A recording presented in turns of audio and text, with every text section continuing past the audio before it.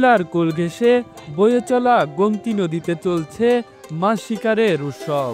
ফাল্গুনের শুরুতে নদীর পানি কমে যাওয়ায় প্রতি বছরের মতো এবারও পল দিয়ে মাছ ধরার এই উৎসবে সামিল হয়েছে নানা বয়সী মানুষ। কুমিল্লা জেলা নাঙ্গলকোট থানা থেকে ১ নং বাঙ্গুডা ইউনিয়ন। আজকে এখানে বিশাল জনতার একতার কারণ হয়েছে প্রত্যেক জায়গা থেকে কিছু কিছু সন্তান ছিল, সন্তানের সাথে ফোনে যোগাযোগের মাধ্যমে আজকে আমরা সবাই এখানে একসাথে উপস্থিত হয়েছি।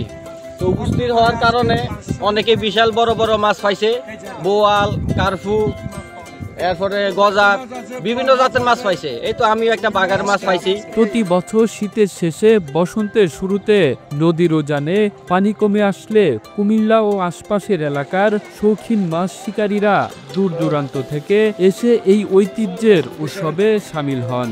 এবারও ৫ শতাধিক মৎস্য শিকারী একসাথে নেমেছেন গোমতীতে মাছ ধরার উৎসবে।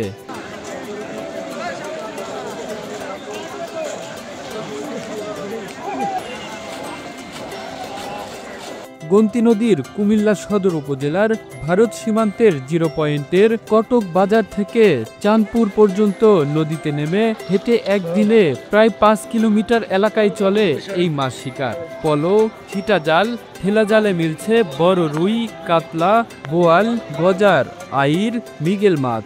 এছাড়া হাতে ও জালে ধরা পড়ছে ট্যাংরা, বইচা, বাইম, পুঁটি সহ নানা প্রজাতির ছোট মাছও।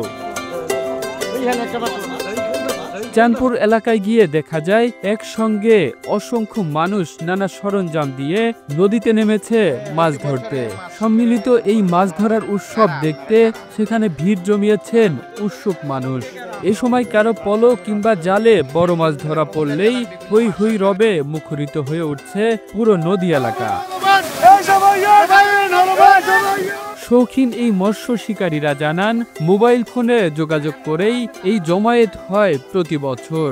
যে মাছ ধরা হয় তা বিক্রির জন্য নয়, যারা মাছ ধরতে আসেন তারা পেশাদার জেলেও নন, শুধুমাত্র শখের বশেই নানা শ্রেণী পেশার মানুষ একসঙ্গে নদীতে নামেন মাছ ধরতে। শখের মাছ যায় ঘরে। এই রেওয়াজ অন্তত 100 বছরের। শুধু গোমতীতেই নয়, কুমিল্লায় কাকড়া নদী, ডাকাতিয়া নদী, সোনাইছড়ি খাল ও কার্জন খালেও এই উৎসব চলবে বলে জানান তিনি। আমার বাসা চোয়ারা,